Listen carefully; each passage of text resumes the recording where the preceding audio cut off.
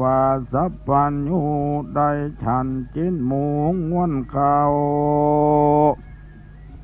พระเป็นเจ้าปั่นเวโวนมารพาโจรตอบสายปิดไล่ส่วนในองค์ตานจิงปงสังขาละองค์พระตานประชวนท่านก็จวนอานนท์ผู้น้องสาเดจากห้องวิหารเหาะทะยานยามใจไกลลุงมุ่งหน้าสู่ดงดำย้อนเว้นกรรมมาลอดไปย่างจอดฝั่งน้ำกาโลพระพุทโธยินลำบากปิดง้วนหากเหลือใจ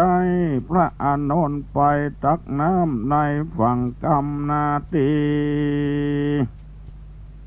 อานนท์อัญโจเลกับใบ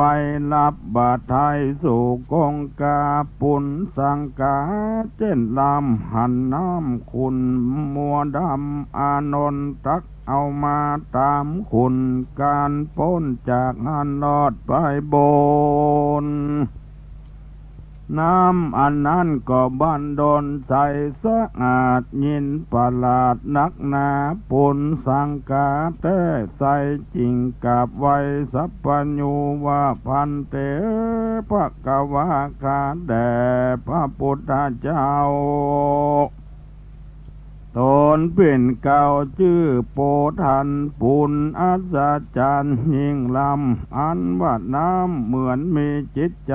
ขาบาดตักลงไปก็คุณเป็นมุกมนมัวดำตักมาก็มาใส่งามจะจนข้าบ่หอนเกยหันจักเป็นฉันได้จาสถาสัพพัญญูตนวิเศษว่าต้นเหตุไปหลังกรรมเว้นอย่างฟังก่อนบ้องหอนเว้นใดและอานนท์ตานจุงทักมาเตอะเราจักฉันบัดนี้แหละนาอานนท์สากับวายว่าพันเตขาแด่พระพุทธเจ้าตนวิเศษขอแจ้งเหตุเว้นกรรมได้กระทำฝังก่อนข้าม่อนน้อยจักฟังยังกำลังเว้นเก่าขอท่านเจ้าโปรดคุณาแด่เธอถ้าศรัทธาพระพุทธเจ้าตนองค์อาจก็รับอาราธนาจักเทศนาภายนาจุงอยู่ตาดาฟังแต่ก่อนยังมีสองสหายได้กับกายอ่อยนาจุติจากจันฟ้ามาเกิดโลกลาเมืองคนวิบากสองคนบ่เสียงมาเกิดต้องที่เมืองคนทุกข์ยากอับจนยิ่งลำ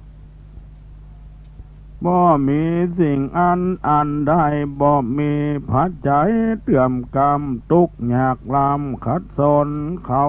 สองคนทุกข์ยากกรรมวิบากมาตันปีวันเดือนมาควายสองเจ้าใหญ่โตมามีวาจาต่อตังเอากันเป็นมิตรสืบไปนากันเราใหญ่มาเมื่อนาคนใดตกถอยจ้าทาลุนคนใดได้มั่งมุนหลายหลากเขาของหากมีลายตั้งงัวควายจ้างมามีแผ่นผ้าคัวใบข้าวน้ำผ้าใจต้นเจ้าเป็นเจ้าแก่เงินคำคนใดตกเปียหำทุกยากก็อย่าได้ภาคเสียกันเตอะเนอเสียวเฮยถ้าโตปัฏฐานญาตั้งแรกแต่นั้นไปนาสองเจ้าใหญ่ขึ้นมาพิตามารดาสองฝ่ายก็ใส่ชื่อเด็กน้อยฝ่ายหนึ่งว่าเตโจฝ่ายหนึ่งชื่อว่าญาโม สองคนก็ใหญ่โตเป็นหนุ่มได้เมียในคุ้มเศรษฐีเตโจได้จันตาธาตุใจยาโมได้นางมาลิกาเขาก็พากันมาตั้งคาวาอยู่สร้างเตโจอยู่หนวันตกยาโมอยู่หนวันออกอยู่นอกบ้านเศรษฐีก็มีและนาส่วนอันว่าเจ้าเตโจกับจันตาผัวเมียทั้งสองขาอยู่กินกับกันมาเป็นสามิกาภริญากู้พาเสดมีน้ำใจเลิศนักหนาเป็นกู้กันมาจัดแล้วเป็นผัวแก้วเมียแสงบ่นายแหนงละควางเขาจ้างซ้อหากันความคิดหันถูกต้องละกันเหมือนพี่เหมือนน้องรวมต้องสืบสายมากำผักจางอ่อนอ้อยต้านถอยม่วนวอนใจบ่มีภายเบียบใดจันตาน้องไทยเป็นแม่เฮือนดีเป็นอิทธิจบฉลาดความสามารถต่างกันอดทนทานความลำบากกำปากก็เป็นมงคลความจนมาถูกต้องนางบ่จมฟ้องเตโจดับโมโหคิวโคตรกลัวบาปโทษตัวนางบ่อำพังจุหลอกบ่คิดนอกใจผัวบ่เมามัวแอวเล่นนางหลีกเว้นอบายมีความละอายต่อบาปอยู่ตามสุภาพแม่ยิงดีได้กันแต่เดิมทีบ่มีสั่งสักสิ่งทุกไรยิ่งเหลือเข่าหูบ่เบาใจง่ายเล่นจู้ไม้มายาผัวไปมาเล่นตอนบ่เดือดร้อนกับสามีจากกรรมดีอืดอ่อนใจบ่ร้อนลำคาญแต่งอาหารขับเข้าแจ้งเจ้ากวาดเรือนจานเป็นนิจการบ่ขาดนางบ่ประมาทละสาการข้ามมากวาดเขาแจ้งเจ้ากวาดลงไปเป็นหม้อเป็นไห้ถ้วยถาดล้างสะอาดหมดใสตั้งเตาไฟและกวางบานบ่ขี้เขินการงานก็มีหันและนาส่วนอันว่าญาโมกับนางมาลิกานางผู้ใจนะบาปกาพอนาบ่ชื่นบานงามไผ่ตักไผ่ทามบ่ปากนาสากากปุ่นที่จังผัวมันจักว่าสั่งมันก็ว่าบ่ถูกยิ่งน่าดูกใจดำหัวปากไปได้สักกรรมมันปากใดจักเป็นลอยแปลงเสียงใหญ่น้อยบ่วอนหูจ่ามึงจากกูจมดาเป็นหงเป็นห้าพลุสวาจาจ้างไปมาแสแอวตามบ้านแอวเล่าตันจากควันผัวห่อเลื่อนตัวบ่ใจใส่ถือตัวว่าเป็นใหญ่ว่ากูดีบ่กำบ่มีแปลงใส่กำบ่ใหญ่แปลงเอา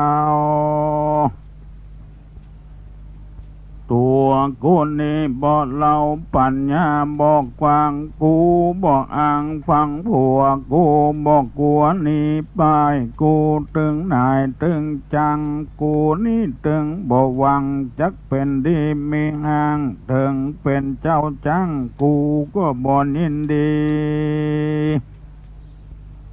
คนใจมีชอบโซทำเป็นจู้หลายคนกำโบราณต้านว่าแม่ยิงแม่ยางแม่กลางไก่หัวแม่งัวไก่คมแม่จมหือผัวแม่คนครัวลงล่างแม่ย่างมาเหาะดูบ่เหมาะสักหยาดก็มาได้นางมาลิกานี่แหละนา ผิดเถียงกันเมื่อใดเมียฟันบุงเปียซาผัวบุบโมที่ให้ต่างนี้ไปด่าเดือดกันว่าหายโคตรหายเกียรติก็ซอกหาใหม่มาแทนเจ็บยิ่งกว่าตอกว่าแตนเดือดใหม่ของเก่าไม่ไว้ใจก็บางป้อยลงไปผิดเถียงกันเมื่อใดหนีไปอยู่กับพ่อกับแม่เถิงที่แท้ก็บ่พุดขาดจากกันหนีไป2-3 วันเกินมากเอากันแถมแล้วขายขี้นาตัวเก่าปีเปิดเสื้อเงือเปิ้นหันหลังมีของสังบอกเก็บไว้ต่างคนก็ต่างใจตั้งเก้าใหม่ขึ้นดีเป็นผัวผีเมียเบ็ดเป็นเหตุสิบหายและนาอัตะในกาละนานเศรษฐี2 เท่ามากึดในใจเป็นฉันได้ผัวเมียกูนี่ผิดเถียงกันบอกขาดบ่ได้ยินปากคำดีกันผัวตีเมียก็ด่ากันผัวว่าเมียก็เถียงให้โห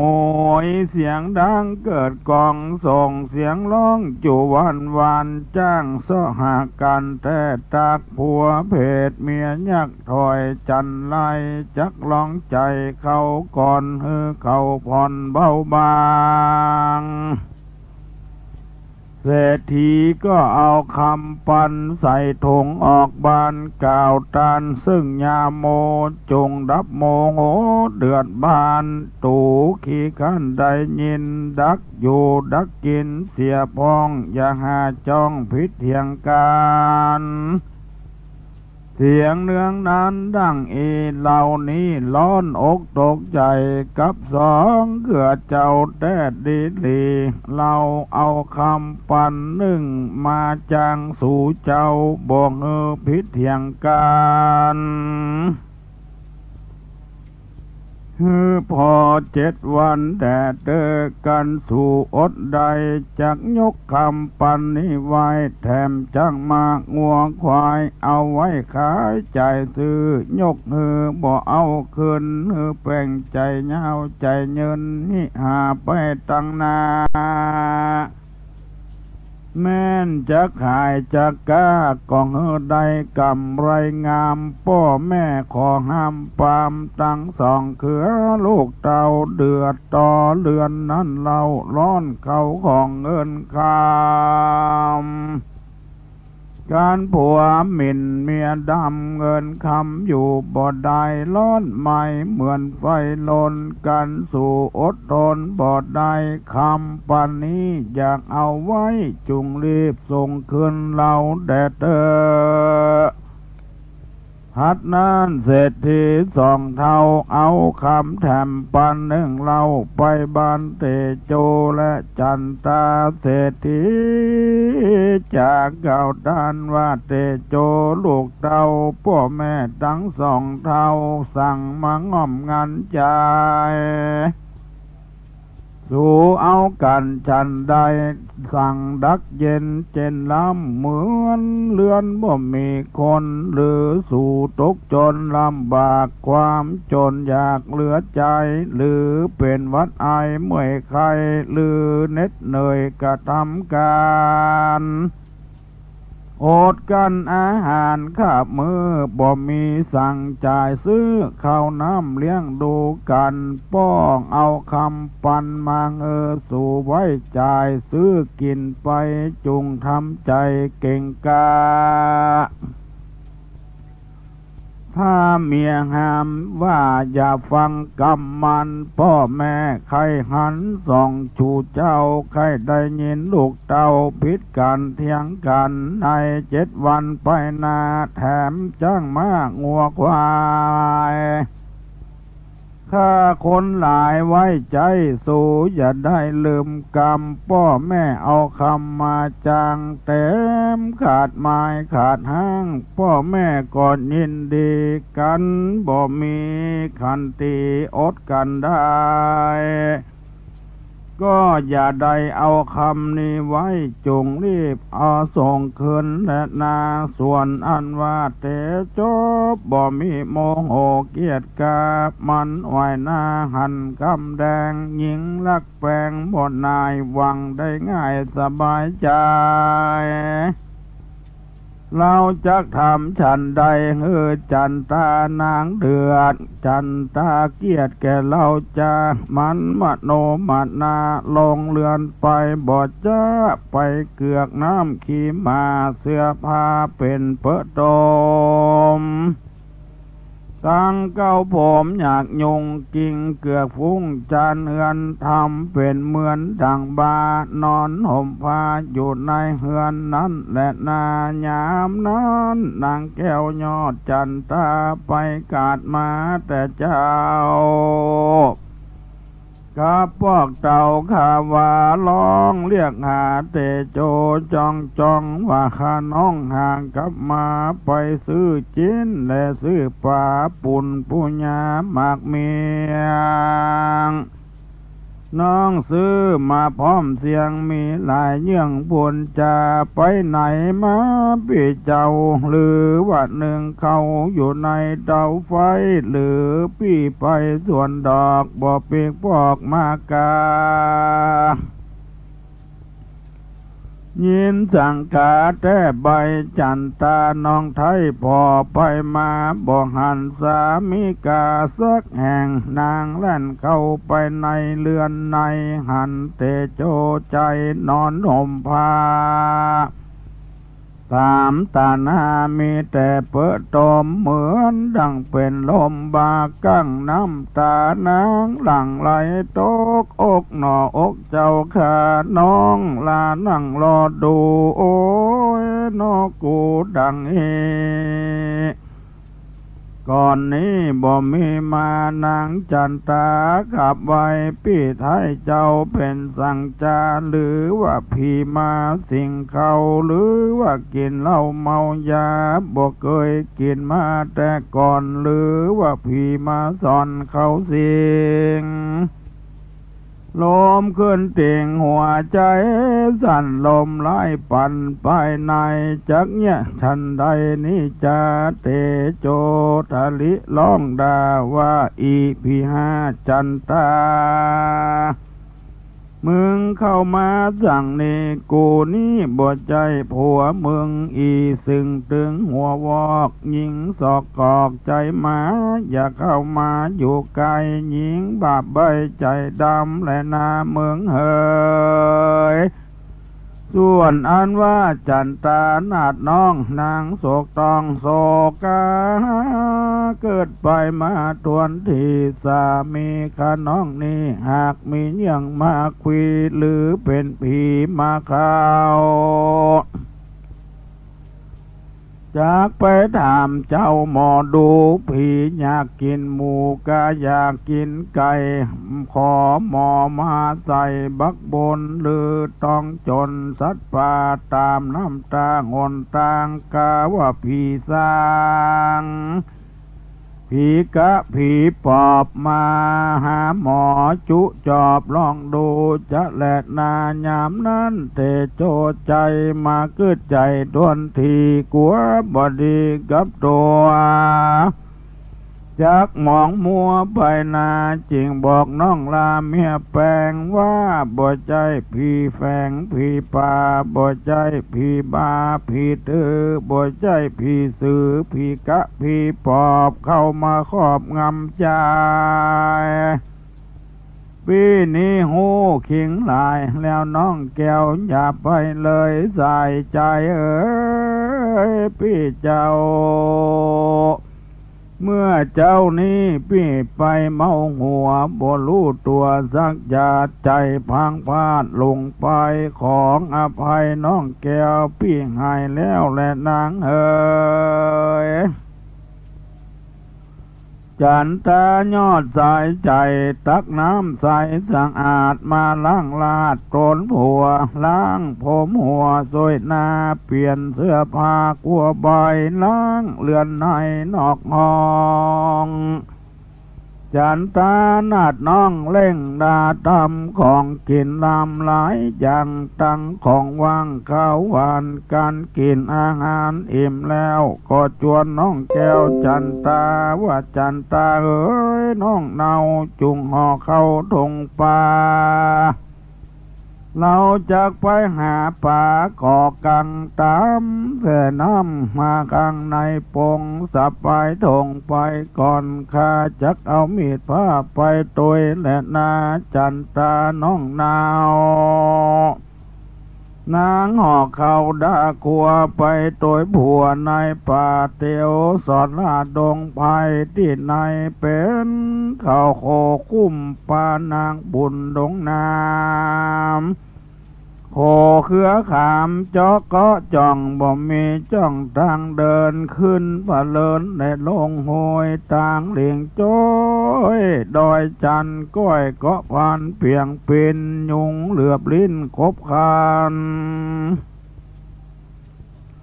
นางบ่ลำพันจมสามปิ่นเปียงคำต้วยลอยการป้นดอยลูกใหญ่หันหมูไก่หลวงหลายจริงบอกนายน้องรักไก่จัดนักฝงนี้หากเป็นไก่เล่าและนามาหากินตามป่าป่ากันลากกินไก่นางจุงไล่ไปตั้งหมู่ไปอยู่บ้านเรานานางจันตาก็ไล่ฟุ้งหมู่ไก่ตั้งมวลปากันจวนกันเมื่อกินข้าว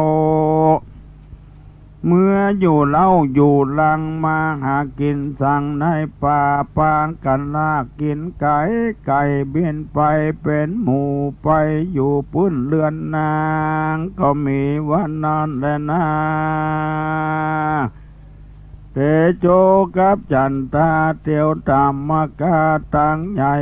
ซ้ำปะใส่งัวควายหากมีลายเป็นหมู่กินยาอยู่หิมต่างจริงบอกนางน้องไทยนางจุงไล่ควายงัวนางอย่ากลัวอย่ายานไล่เมื่อบ้านเรานานางจันตาก็ไล่นางบ่ได้เกเกินเรือไล่งัวควายเมื่อสู่ไปอยู่บ้านเรานา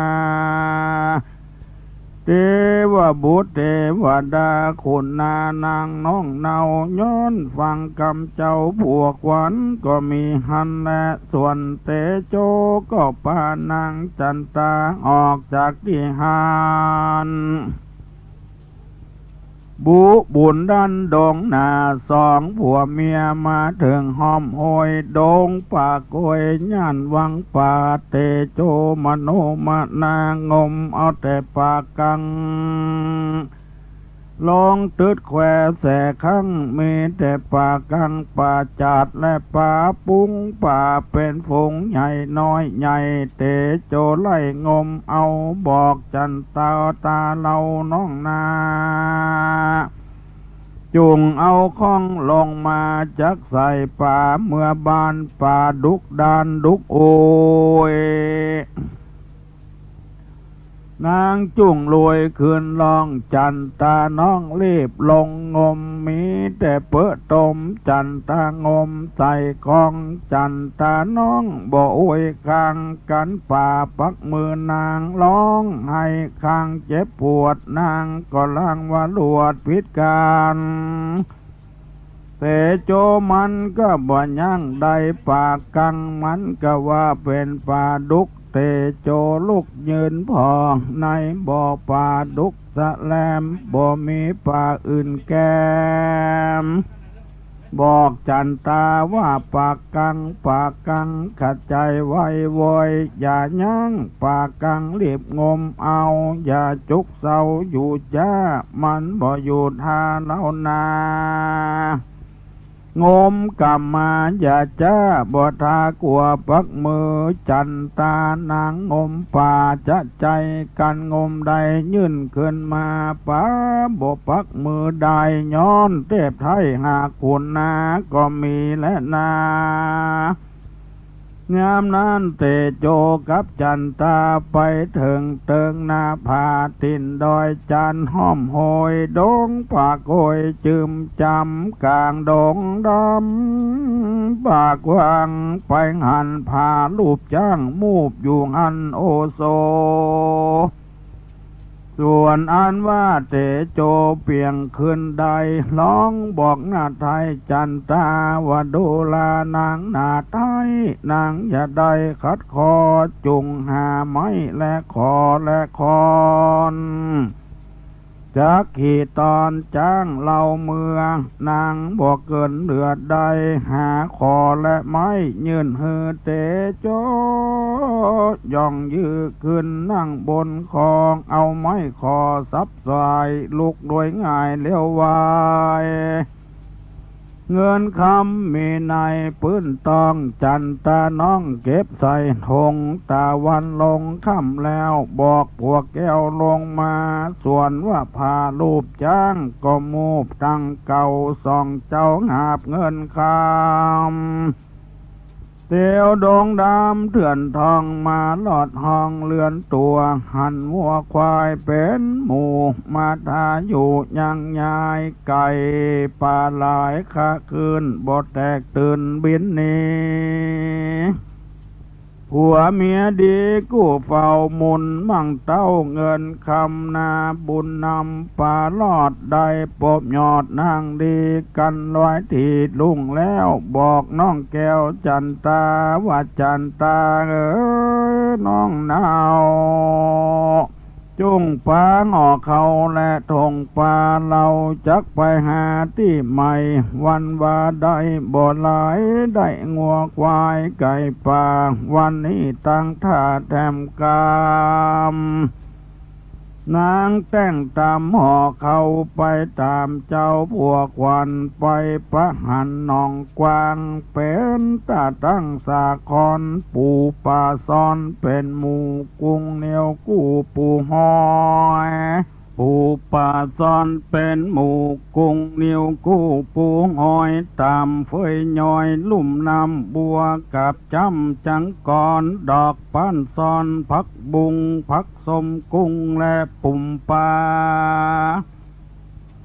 ผักตบชะวาผักแวนนกบินแอ่นไปมามีตังกาอยู่น้ำกาไข่ซ้ำดำไก่นกคอนไหลไก่ตีนกเป็ดฮีอยู่ริมหนองตั้งปากกองและป่าลาดป่าสวัสดชะโดป่าโกโหแปบอ่าวตังป่าข้าวป่ามันป่านวลจันป่าปีกเต้นเว้นฟีกไปมาตั้งแมงดานิ่งเหนียวป่าเย็นเกี่ยวในดินซอกหากินลมน้ำเป็นหมู่ต้นสะสมในวังวนหนองกวางเป็นที่เสพสังนาการนาเคยมาแอบเล่นบ่ว่างเว้นสักวันผัวเมียจากกันใจจักไปหากับไม้แปงขจุใหญ่ฮะวังลางสมวังฮะน้องวังใหญ่กว้างเปลี่ยนกันฮะกันย่างก็ล่างแห่งถึงดินและนางอาตาในกาละนันเตโจหาสอดเหนือไตไปเก็บกับไม้หาได้2-3 กำจริงเลียวทำน้องแก้วแห่งพ่องแล้วการนางจอมคิงบางตันตอบข้างหันยอบลงไปขาใจไวเปลี่ยนคาจากนั่งทางงมเอาจันตาเหล่านาดน้องบอดจมฟ้องฉันได้หาไปบ่อยบอดจะนางอาลาบ่เลือกรรมอดทนทำหะน้ำอีดอ่อนล่ำเหือใครฟังบอกว่าสั่งสักสิ่งนางแก้วจริงเลียวจ้า แห้งพ่องกาปีอายตะวันเบี่ยงใจลงแรงสายที่แปงน้องแก้วแห้งลงไปแล้วน้องแก้วจุงทนเอาเตอะนางเฮยยามนั้นนางจันตาหะอยู่ใจเปียวแดดไม่กาญานางก้มหน้าลับตาหะน้ำจนเน็ดเหนื่อยเจ็บปวดมวยกาญาส่องแขนนางดาจักหลอนเอียดเหนื่อยอ่อนเลือนแรงทำใจแข็งบ่ปากกรรมวิบากจันตามีนากาตัวเวเศษรู้ตนเหตุสองขาบุญออกมาป้างคางหน้ากล่าวอ้างเจียนจานางหะสั่งอย่างนี้น้ำนองนี้ของเรานาเราเคยมาอาบเลนบ่วางเว้นสักวันแต่เรามากึดหานเมื่อใดมันจักแห่งสะสามสี่แล้งก็บอดถึงเด่นมาหะกินสั่งนีนางกาจี้ตอบนากาว่าข้าหะเอาปูป่าหาเงินและคำและเจ้า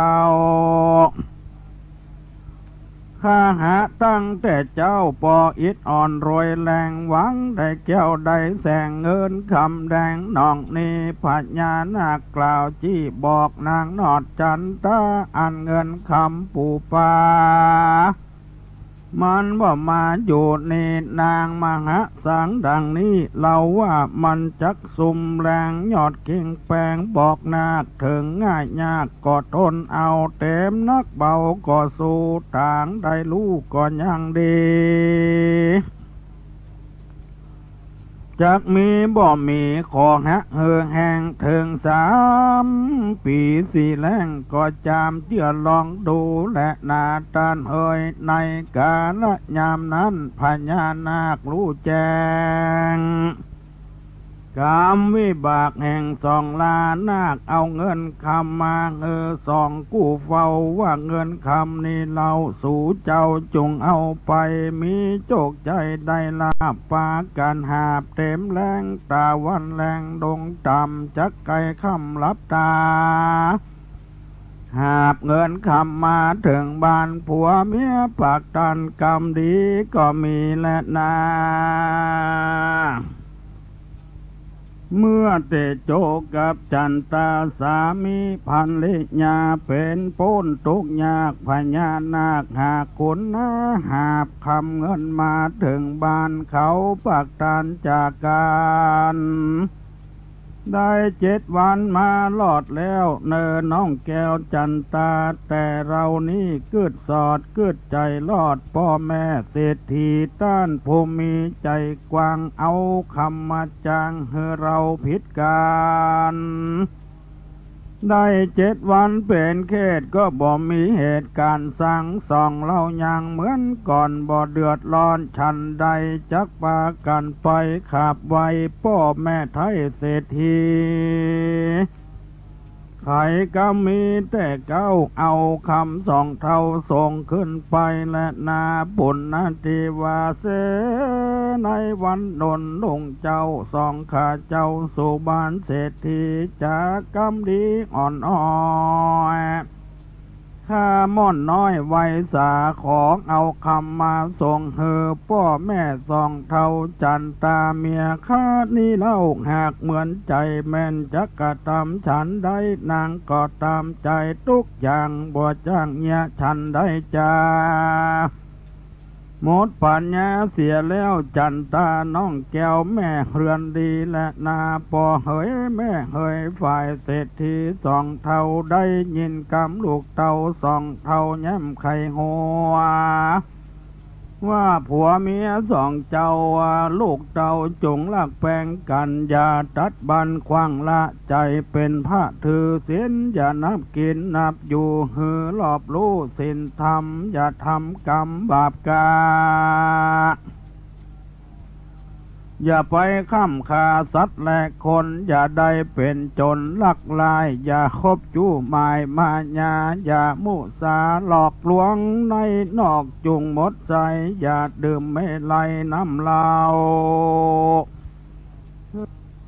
ฮือสองเจ้าถือสัจจะอุตสาหะอดกันอย่าสะบันขาดพุทธลงพ่อแม่จักปงปันคำปันนี้ฮือสองเจ้าเป็นของขวัญลูกเต้าเป็นตื่นเก้าสืบไปนานสืบลูกหลานไปนาตั้งงัวควายจ้างมาปงฮือแก่สองลาเลือกส่วนไร่นาขอบคันฮือสองลูกจันไปนานอย่าตกผ่านถอยจ้าไปนาอยู่ยืนยงการโป่งปานเมียนแล้วสั่งลูกแก้วสองลาหากันพ่อแม่มรณาก้อยกาดเฮือลูกน้อยส่งสักการดาเครื่องบริขารต้านตอดอุติสะบุญรอดปิตามันดาวันไก่กาล่วงลับของสิ่งทรัพย์ยังเหลือโยกนึกเขือลูกเต่าสองเจ้าสืบแทนเรือนเตอะเดินลูกเฮยตาวันลงไก่คำสองขาพำอำลากลับขึ้นมาสู่เรือนแห่งตนก็มีวันนั้นและนาทีนี้จักจะใครถึงยาโมและมาลิกานางผู้บาปนาสวกกามันไว้หน้าไปกาดกลับมา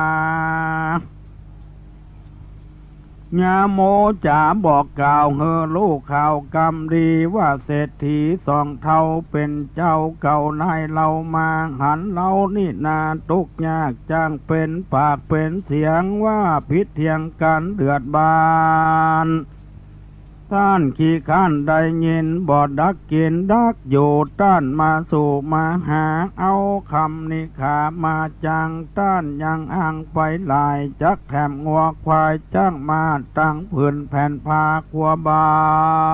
ยอดใจอดปากย้อนตกยากกับกันอย่าเดือดนันเหมือนเมื่อก่อน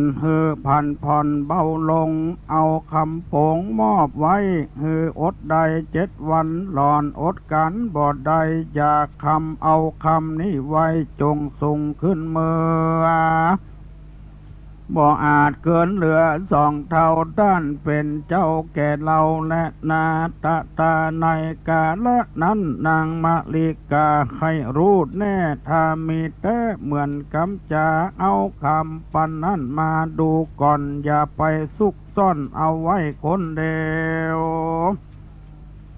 ยาโมเหลวบอกน้องคำมีอยู่ที่ห้องนอนกินเข้าง่ายก่อนเตอะจักพ่อหันคะแนนว่าสองเราอย่าผิดกันแถมซ้ำกันว่าฝ่ายหนึ่งล้ำฝ่ายหนึ่งก็อดเอากำนักกำเบาปังป้าจุงอนุญาตอย่าถือกันจะและนางเฮยส่วนมาลิกาก็ร้องว่าโอ้ยนอบะห้าสันดานกูลำคาญผุนเบื่อไผจักเชื่อฟังตานบึดหนึ่งว่ากุม7 วันบึดหนึ่งว่าบ่ผิดเถียงกันแถมซ้ำมาจากกรรมอย่างนั้นภายในจักฟังตันเป็นแต่มันใบเงารู้ข่าวได้เงินคำมาจากกรรมแดกยอคำของพ่อเมืองกาเจ้าเตโจตอบมาลิกามึงและนั่นงาเงาเสะกรรมดีมีปะเลอะบ่จ้างผู้จ้างจ้าไข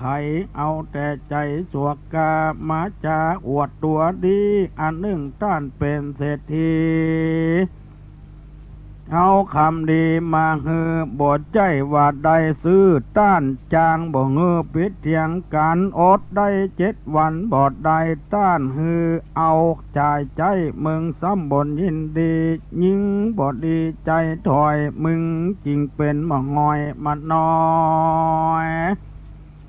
อย่างนี้แลนางเฮยยามนั้นมาลิกาผู้ใจบาปจากกำหยาบรุนแรงกูหัวแข็งใจกากูบ่น้อยนาคนใดบ่ทาภัยมาจาง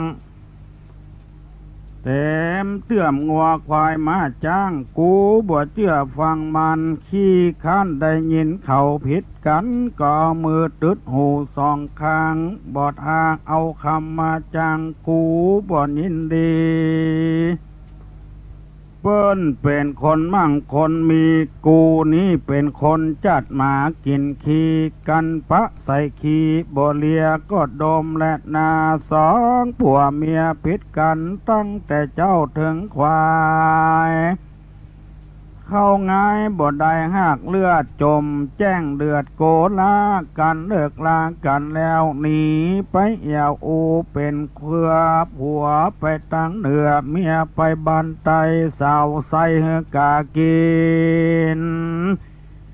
ส่วนอันว่าญาโมก็แต่ในใจจักเป็นไปบ่ได้ย้อนเดือดไม่จุวันคืนมันเอาคำไปคืนส่งสองพ่อแม่เศรษฐีไข่ก็มีแต่เล่าแก่สองเท่าจุภาการมันล้นลานเดือดไม่ขอเข้าบ้านเหนือบ้านใต้เอามากินใจเมาวินปั่นบามาคือแต่ไหนใจจากไปแอวหาเสียวบัดเดียวดูตั้งใดมันจักไปขอเข้าต้านมากินดังกูนี่จาบอกก็บ่รู้ใดนั้นจายามนั้นยามโอลงเลือนไปสลามไปถึงบ้านต้านเศรษฐีหันวิธีตั้งใหม่หันคุ้มใหญ่หอใจมันกึดใจหาเสียวเดี๋ยวนี้อยู่ตั้งใดมันเดินไปตั้งนานั่งทาลิมประตูเรียบเร่งดูคุ้มใหญ่บ่ใจบานเตโจสังใหญ่โตดังอีก่อนนี้ตูบมุงคาพอไปมาที่ถอยหันสาวน้อยยิงลามมีรูปงามยิ่งล้ำนางเดินมาตักน้ำริมประตูบ้านเศรษฐีญาโมจากกำดีที่ถอยสาวหนุ่มน้อยคนงามข้าขอทำสักกำเตื้อน้องเจ้า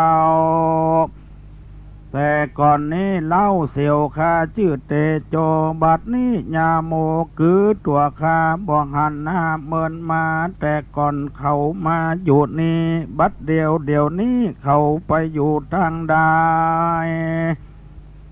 นางก็พาสะไหลตอบต้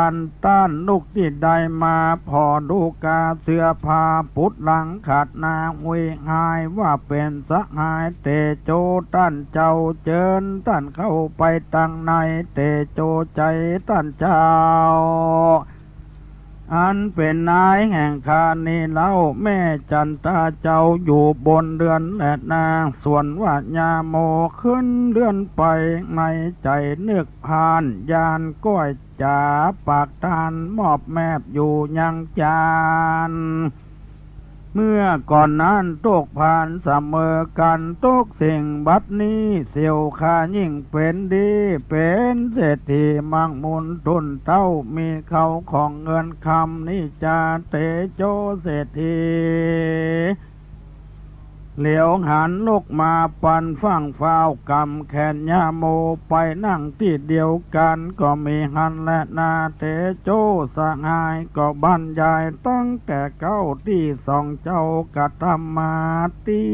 ปาจันตาไปป่าไปสอดลาดงพายตามที่ไปตกแห่งตามน้ำแอ่งวังวนกันเสียวอดทนเหมือนข้าไปนาก็จักดีมาญาโมจากกำเสียวบอกปิกปอกสู่เรือนแล้วบอกน้องแก้วมะลิกาตามที่เตโจบอกมาเฮือมาลิกาลู่จุคอก็มีหันและนาปุณเทวเศษในวันดนดงเจ้านางน้องเนามาลิกาว่านางจุงดาห่อเขาและอาหาร เราจะไปลำธารหาดน้ำถึงแรงค่ำก้อยกลับมาไปก่อนกาก่อนไก่กันได้ป่าตัวใหญ่เราจะเอามาควายตามสหายบอกข้าไปเอาที่มีดผ้าจะเข้าป่าเดินดงพี่จักสะปายถงห่อเข้ามาลิกาน้องเจ้าก้อยเตียวไปอิดอ่อนในย่างที่หันบุบุญดันดังจันตาจักไปหาปากกอปากกังถึงตินดอยก้อยย่างแล้วก้อยงมเอาแน่นาการถึงเวลาลงเจ้าห่อเขาใส่ในธงลงเรือนไปใจเขาป่าไม้ดงไผ่กันที่ในเป็นป่านางลาเดินจรข้ามโขขอนอนตาลัดดันป่าเถาวันเครือเขาวันจักนองน้ำเกาะจองสะเลสะลำหัวทินตำโคญาน้ำจองเสื้อผ้าหวยหายโอนอตายกูตายบ้าผีพายปากูมาสั่งนี้การกูงูอย่างนี้กูเดืองบทด้วยมาจักมาสอบปูป่าบทใจกลางต้งกลางนาจักมีป่าสั่งนี้ต่างเส้นนี้บทใจต่างคนกูอดทนบทใดป่ากูบุกคุ้มไม้เก่าผมเหี่ยหุยหายเถิงได้นักได้หลายกูก็บอกอวดบอกอ้างจักปุดขาดห้างก็เพื่อป่าก่อป่ากังกันตังลงเป่งลังกูถึงบอกว่าสร้างเหือปอปุปอปังน้ำจองหลังจองกลเมื่อใดมันจะป้นต่างผีห้าตายไว้ขอเสือคบหัวมันตายบ่หายาโมผีบ้ามึงสั่งบ่ตอบตาเต้าดักอยู่คนเดียวป้นดังเคดงเขียวป่าใหญ่หันหมูไก่ดวงหลายตั้งหัวควายเป็นตาตั้งหน้าอยู่หนตางทำท่าทางหลอนหลอกยาโมร้องบอกมาลิกาสัตนานามวลมากสัตนี้หากของเรามามัวเมาอยู่ป่ามันสดน่ากินไก่จุงไล่มันเมื่อบานนางอย่ายานกลัวมันแต่นางเฮยส่วนอันว่ามาลิกามันก็โกรธามานเมื่อเจ้าเมื่อบุญเข้าดงนามได้เดินตามต่างลงได้ยินยาโมส่งเสียงมาไล่สัตว์นานาไก่ป่าร้องเอิ้นด่างัวควายสัตว์หลวงหลายไปคอกสัตว์นี้ออกมาไก่ไล่ไปอยู่บ้านจริงบอกตาลว่านางจุงไล่เลยหมูไก่นางจุงไล่งัวควายไก่ป่าหากมีมากงัวควายหากของเราจุงไล่เขาเมื่อสู่ไปอยู่บ้านเราแต่เดินนางส่วนอันว่านางมาลิกาได้ยินคำดังอ่านความโคดนั้นบ่เบาบางมาลิกานางเอิ้นด่าบ่ห้าจันได้ว่ากูถึงบ่ไปบ่ใจของพ่อของแม่สัตว์ป่าแต่บ่หอนเข้าบ้านเมืองคนบัดจาดสัตว์หน้าคนใจเววนปนปีอย่ามาว่าอย่างนี้กูบ่ลางเงาเหมือนมึงนาฝงสัตตาน้อยใหญ่งัวควายไล่คิดเข้าสองมัวเมาอิดอ่อนโหขามอนดอยดงไปถึงปงน้ำตองเอิ้นบอกน้องมาลิกายาโมก็มโนมานางมเอาแต่ปากกังมันลงงมบ่อนยั่งยื่นเฮมาลิกาอันนี้ปลาดุกเงี้ยงหวยตัวจะตุยจีกินลำแสมสักกำไปนาคาน้องจุงลงลวยป่าดุกอุยดุกดานป่ากังขี่ข้านจุงงมเอาขใจนางเราอย่าจ้าปี้จักอยู่ทาปายบนแดดนาติดนั้นนางมาลิกา จริงกล่าวกูบ่เงาเหมือนมึงกูบ่สึงตึงบาใบกูบ่ไล่พญาป่าสัพว่าป่ากูรู้จักกูอย่างบ่เงาดังมึงนาเมืองหมายไข่เฮือป่าปักมือกูจริงได้ทะลิมาจานใจกูบ่ใจจักฟังลวดบ่ได้สั่งสักสิ่งเขาก็จริงนี่ไปหนตางกายในอ้อมห้วยตางเลียงจ้อยผาจันยาโมหันรูปจ้างมูบอยู่ข้างตินดอยมันเล่งกอยแจงทีเปียงขึ้นขี่ย่องคอลองเอาขอแลกคอนจากขี่ตอนจ้างเล่าเมื่อและนางเอ่ยฝ่ายนางมาลิการ้องดาบาผีห้าตายไว้เมืองไข่ตายกลางป่าผีปกกะลงลาคบหัวเมืองบ่กลัวพิษป่าอวดตัวว่าเมืองดีกำหูเมืองบ่มีสักเต้าปลายนิ้วก้อยขอผีอีควายหักคอตีนั้นนอที่นั่นน้อผีปกกะลงพงพังส่งเสียงข้างมาไกลเสียงดังตัวป่าไม้ผีก็ไล่เข้าสองคนก็มีอันและนาส่วนอันว่าญาโมเล่นออกมาไปนอกถึงข้างขอกสละนองบวกวังของพญานาคญาโมหันกับไม้อันเตโจละไว้ญาโมจากกรรมดีที่ถอยบอกกู้งอยมาลิกาจักหาเอาป่าหนองนี้ในวังหนองที่นี้เป็นที่อยู่เงินคำนางจำกรรมแสบไม่มึงหากไล่ปัญญาหนองกว้างสุดเจ้นหูเจ้นตาเมื่อใดนามันจักแหงบ่ใจหนองยามแรงบ่หันฟังหันเห็มเอาแบบปิมไหนมาอูสังบ่เกิดทอดรู้นับใดนาผู้กรรมลมจะแหลนายามนั้นนางหาพญานาคได้ยินกำปากสองขาเถียงกันไปมาละลวนฟังบ่มม่วนในใจนาคออกไปเลยไล่สองขาร้องให้วายวายเมื่อความตายมาไกลแล่นเข้าป่าไม้ต่างคนต่างร้องไห้วอยวอยการขึ้นดอยล่องห้วยบุบุญปากกวยล้อมคาบ่ได้สั่งมาสักสิ่งตกลำยิ่งหลอดตายกลับมาได้ปังเป่ามาสู่เย้าเรือนเขาก็มีวันนั้นแหละปุณติวเศษน้อยวันดนลุงเจ้ายาโมไปบอกเจ้าสหายข้าไปตามลายเสี่ยวตุกสลอกไปวันข้าไปหันจุอย่างสัตว์ต่างๆนานาถึงวังป่าย่านกวางผารูปจ้างโอโซโอกปุโธตูคาเกือบม้อยมรณาบ่ได้สั่งมาสักหน่อยไปปะผีอีค้อยผีปุกกะลงพงพายตูข้ายินกว่าตายป้ากันหกแลนถึงแปรผ่าดอยใหญ่มาปะใส่ยังนองหันป่ากองป่าลาดตั้งป่าจาดป่าโปง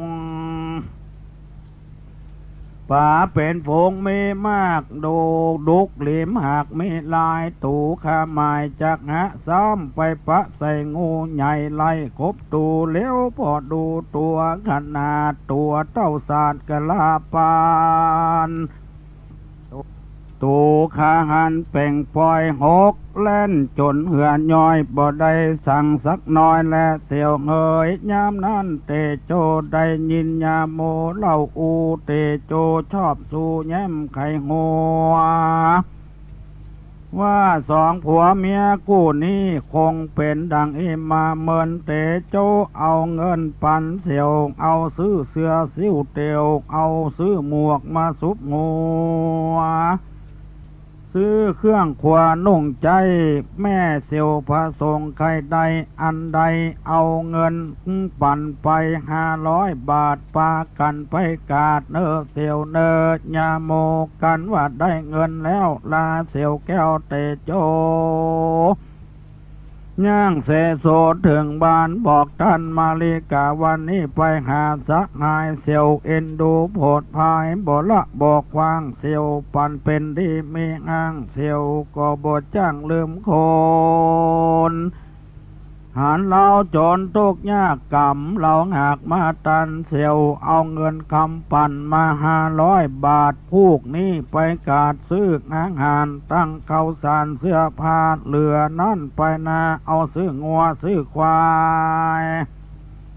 นางมาลีกานางเอาเงินใส่ในหม้อพาหุ้มปากมัดคาดไว้โดยดีในลอยที่คืนนานเงินอยู่กับเขาบ่ได้บ้านเรือนเขาเดือดร้อนไม่เหมือนเปลวแดดใต้ไฟโลนนะ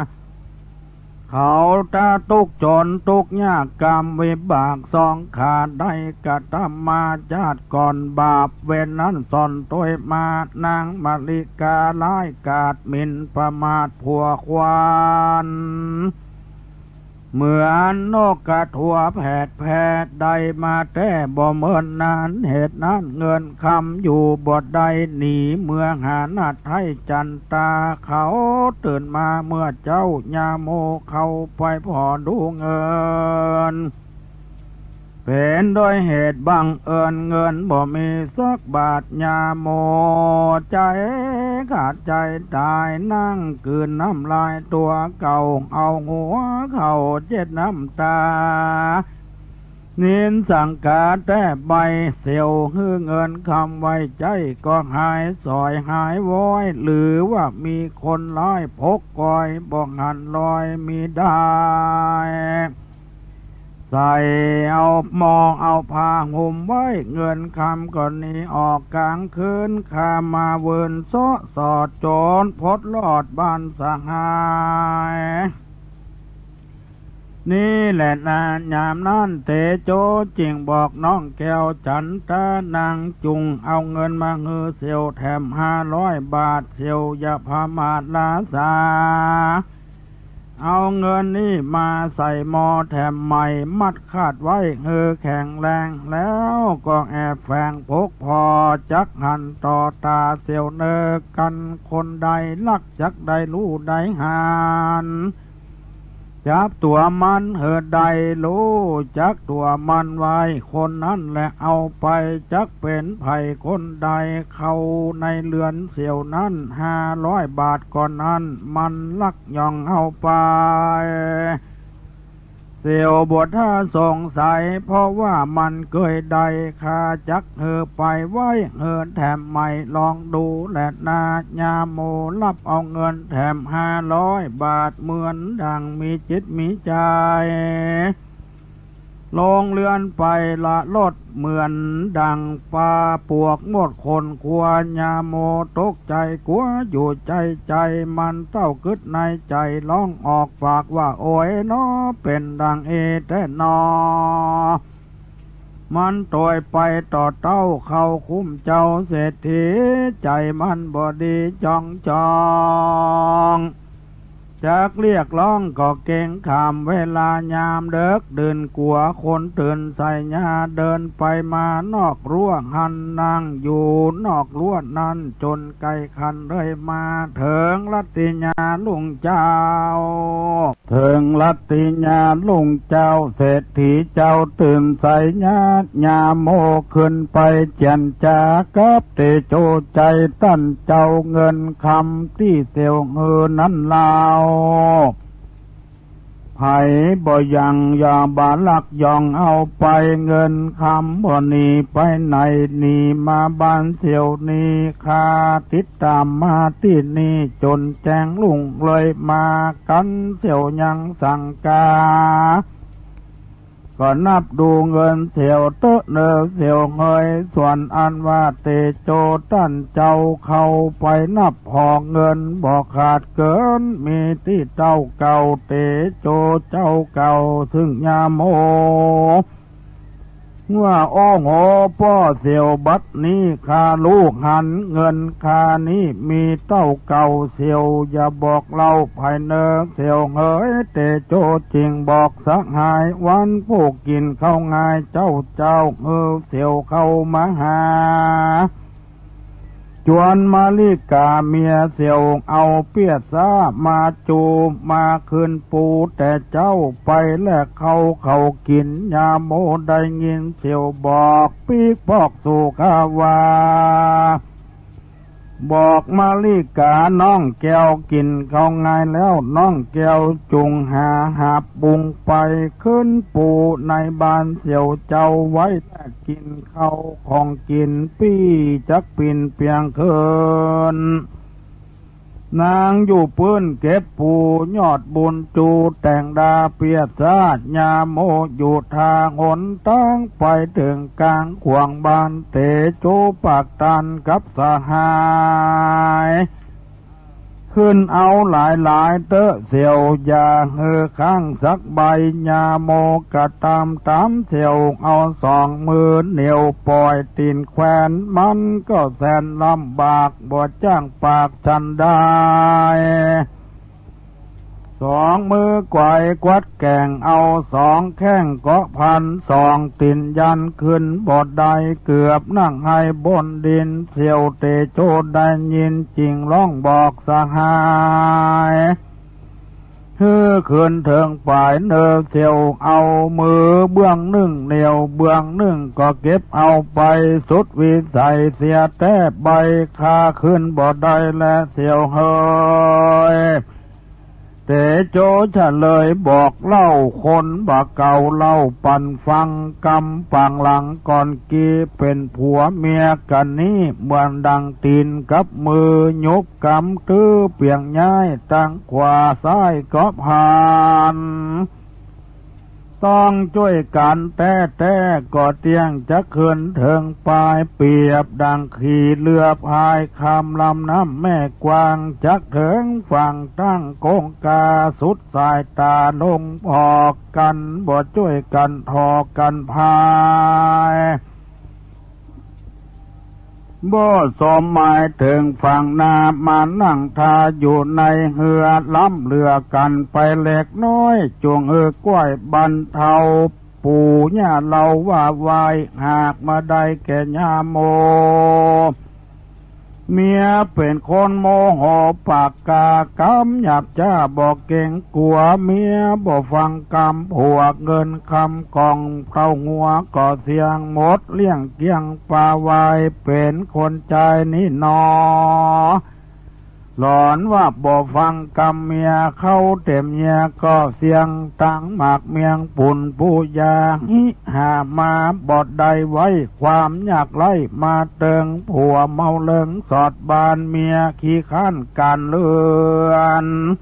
ปีวันเดือนมาควายหาได้บ่พอกินคนเตียวดินโลกลาบ่ใจว่าคนใดลักผัวลักเมียเกินไปจ้างเสียใจพี่น้องฟังกรรมส่อฟ้องเสียมิตรแก้วสหา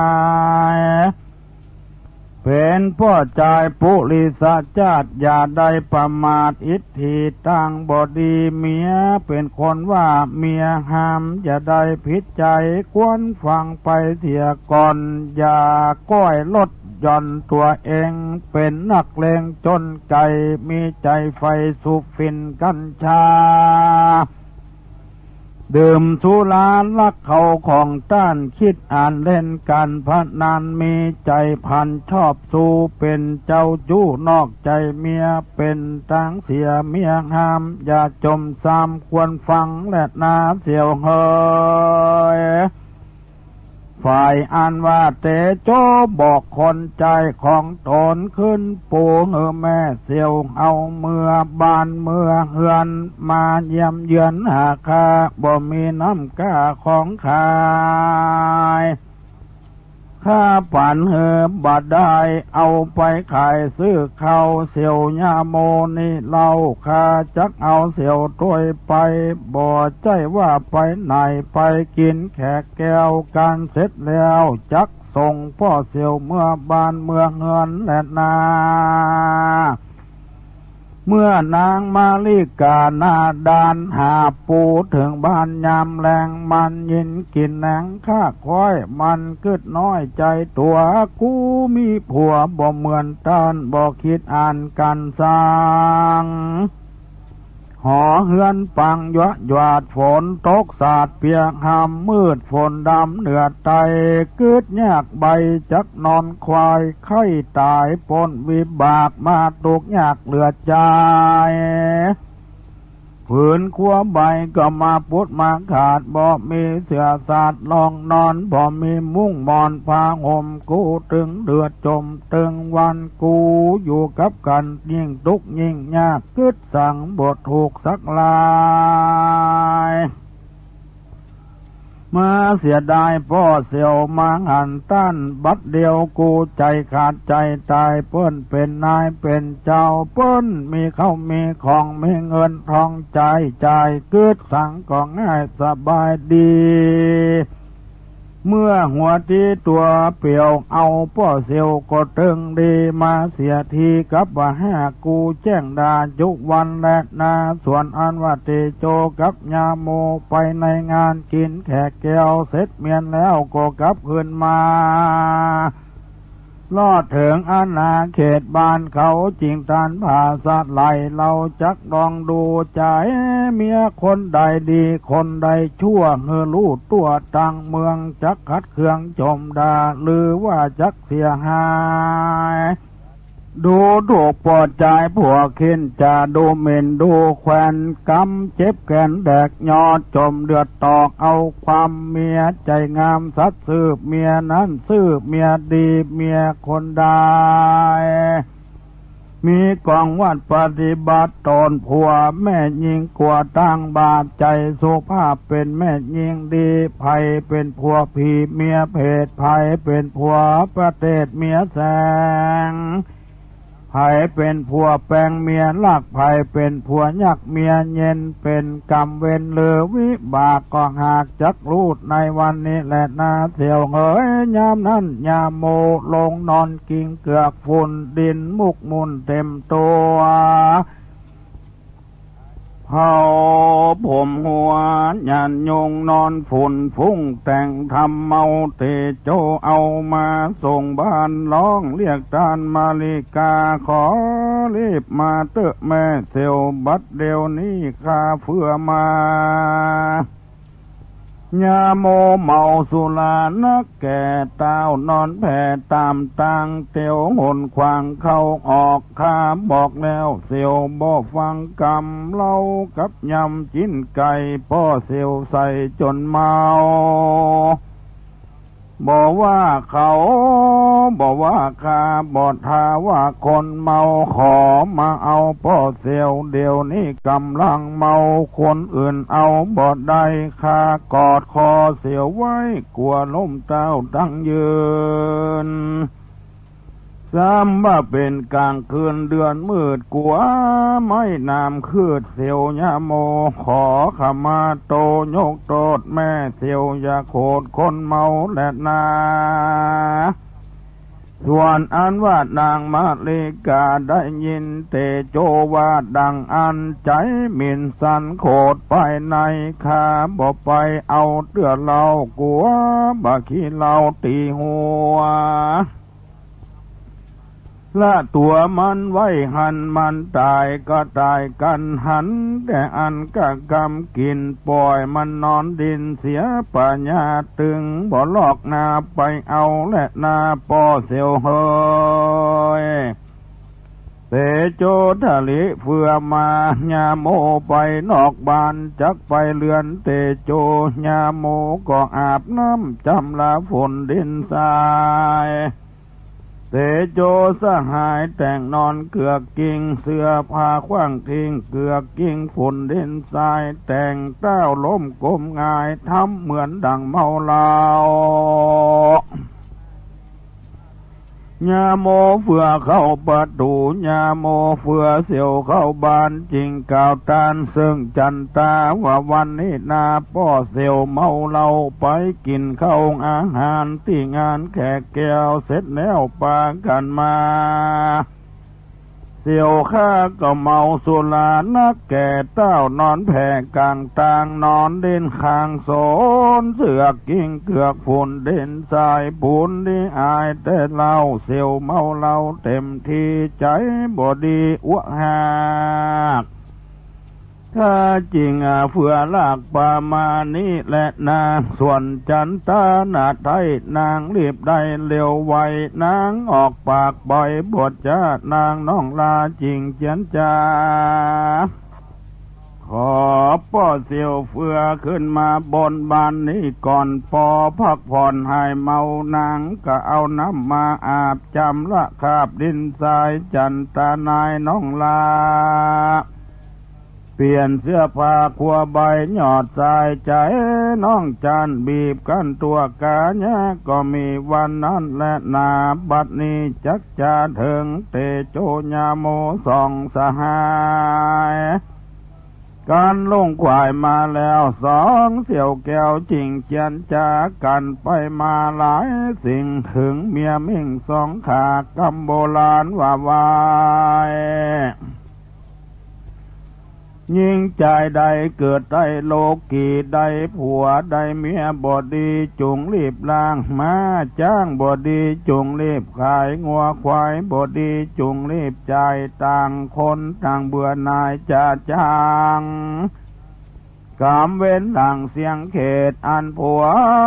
ผีเมียเพศเป็นเหตุกาลกินีที่จักดีไปนาเหมือนฟ้าผ่าลงดินต่างอยู่กินบอกกวางจุงอย่าล่างกับมันอยู่จิ้มกันโต๊กเสียวอย่าของเกี่ยวกับมันและนาเสียวเฮยยาโมจริงกล่าวว่านางก็ยังราคาคนอื่นมีปลามันก็บ่ยินดีข้าบ่ดีมันดีละข้าบ่ละมันงามไผมาถามเรื่องเรามันบ่เข้าใจตันธรรมลิกามันบ่สอบสู่ข้าได้รู้แต่เมินมาและเสียวเฮยแต่โจจริงกะว่าเสียวไว้ใจเมียเสียวว่ามันรักฉันได้จะไปไหนมาเดือดด่าว่าเป็นห้าเป็นหงข่มผัวลงทำตายผัวอยากไล่ดูแควนปุ่นใกล้แกนแนงนายหนีละไปหามันเสียหาเอาเมียคนใหม่มันเบิดใจหาเขียมและเสียวเฮยยาโมจริงกล่าวตามที่มันบอกข้านอกจากข้าคนเดียวไผอย่ามาเขียวมาหยอกมันบ่นอกใจผัวมันกลัวได้ละได้คว้างเจ้นได้บอกไม่บ่ยอมไผสักคนเต็มลูกเมืองบนหยาดฟากบอกขอผ่อนหาคนใจบอกเฮืออายบ้านเหนือบ้านใต้เต็มจากทุกอยากไล่ก็แนมว่าทนเอาและนาที่นานนาเตโจจริงกะว่าวันพวกนี้เราจักไปป่าเตียวสอดลาดงพายเอาปืนไปก่อนข้าอยู่บ้านทาสักกรรมจุงแต่งตำขวทาพวกเจ้ากินข้าวง่ายอย่าหือควายใบลาจักออกหน้าเดินทางจักเหมือนกำนางบาไว้ใครรู้ใส่ใจมั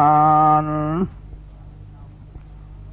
การไข้หานแจงที่ใจเมียเสี่ยวนี้ฉันใดเราปากันไปสอดละเข้าในป่าดอยดงตะวันหลงล่ำหอยเราจะก้อยขึ้นมาเสี่ยวจุงดากวดทาวันผูกจะข้าจักไปเหมือนนั้นยาโมเอาปืนไปบานจริงบอกดานมาลิกาเราสองขาจากไปป่าเตียวสดลาหากินไปยิงยังหมูป่าเตโจว่าจักมาจุงจักแดงขวดาทางเอาตังมีดผ้าและขวานฟันจากไปกันเจ้านางอยู่เฝ้าเรือนหอ เมื่อเตโจมาถึงบ้านจริงผู้ทานจะไข่เราจักไปริมปงไปต่างลงตินโดยพอดโดยลอยหมูป่ามันสอดล่าเป็นฝูงอยู่ดอยสูงพกบ่อหันแล้วจอยิงเอาสองสหายเดินชาไซถึงต้นไม้ริมตังเอาถงวางปั้งคางสองเสี่ยวย่างผูกกอยลมปัดจอยสะซอยสองหนุ่มห้อยก็ลับไปตาวันใสบ่ายคอยลงลำหอยยามแรงเขาจัดแจงปีกปอกจักไล่วอกนางมาริกาเฮือยาโมไปก่อนไปลีซ่อนกลตูพกพอดูเมียเสียวจักกดเลี้ยวทันได้จ้าอยู่นอกฝ่าพกพอจักหันต่อสายตาแจ้งมาควายแล้วเสียวแก้วควายคืนเรือนไปจะแลดนาส่วนอันว่าเจ้าเตโจแต่งสปายปืนกับโถงออกเขาเนี่ยเดินต้องเต้าเสโซถึงบ้านยามโมยามคำเตโจพัมเจียนจาวันนี้มาตั้งค่ำตะวันตกต่ำค่ำมืดตันเพียงตูปากันไปยิงหมูป่าหมูพี่ห้าบอดดันตายยาโมสหายต้อยพ่อหมูสามหลอกบึกคบหัวตามเนื้อตัวปอกเปิกเหมือนตาเสือกเกิกบ่หายใจหมูโดดไปเสียจอยเสียวข้าน้อยลวดตายไปข้าเสียใจยิ่งนักป่าผัวลักเปิ้นไปตายข้าเสียดายบ่น้อยเสียเงินน้อยเงินปันบ่เสียได้มันเต้าเสียวบัดเดียวใจข้าบ่พอดีเมื่อหัวทีข้าห้ามหมู่สามอย่าโดยตามมันเป็นข้อเป็นกรรมสันใดบ่รู้ใดข้ารับจริงรู้ไว้ก็ซ้ำบ่ทันมันพอตะวันค่ำลาได้แต่เสื้อผ้ากลับมาจักว่าสันได้จ่าแม่เสียวอย่าหาว่าคานีจักเหนียวป่าป่อเสียวไปตายเนอแม่เสียวเนอที่นั่นนานเลยนางมาริกาจะตอบข้าสั่งมาชอบใจลายการตั้งตายบ่จ้างห้ามยิงหมู่สามหันกับตาสันได้จ่าบ่เกิดพอหมู่สามหล่อคมตายป้อสหายห้ามอย่ามันซ้ำว่าบ่ฟังยาโมตายบ่เป็นสั่งมันตายเพื่อความอยากกามวิบากของมันเต้าอยู่มาตั้งวันตัวมันบ่เกิดอ่านค่าบ่ได้ใจจานมันไปมันทำตามใจอวดกากำปากคาตัวตายข้าบ่เสียดายแฝงไฟตายแล้วก็หาเอาใหม่ก็ล้างว่าจักมีการมันดีเหมือนป้อเสียวข้าจักของเกี่ยวทำหาข้าจักไปหาไหนคนใดดีอย่างป้อเสียวมาเป็นกู้เตรียมเงาเอามาไว้เป็นเจ้าจักนั่งเฝ้านอนแยงสายที่แปลงของข้าถึงบ่ภาคนาไปไหนแต่นาป้อเสียวเฮยเตโจตอบมาลิกากันมีเหมือนกำจาข้าก็ไข้ห้างนางจันตาหนีไปหาเอาแถมใหม่ข้ามีใจไข้ใดอย่างแม่เสียวสักคนบ่ใจสุขสนแม่ไม้ใหม่ไข้ใดแต่เมินมานางจันตาเมียข้าบ่รู้เฮี้ยงอันใดคนอื่นว่าจักไปมันก็ไปอย่างนั้นเหมือนขี่ควายไล่ตามหางมาลิกานางกล่าวว่ากันบ่มีตาควายก็บ่ลง การป้อเสียวพงใจรักชอบคิดลู่รอบหันดีหลอนยังมีเหมือนว่าตัวแห่งข้าก็ยินดีขอ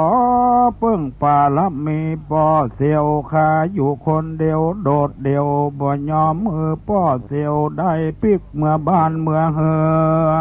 น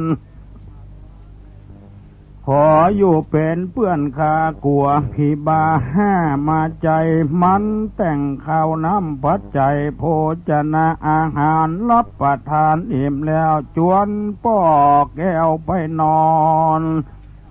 ก็มีวันนั้นแหละนายามนั้นเตโจกำบองขี้ยานั่งอยู่ท่าไปนา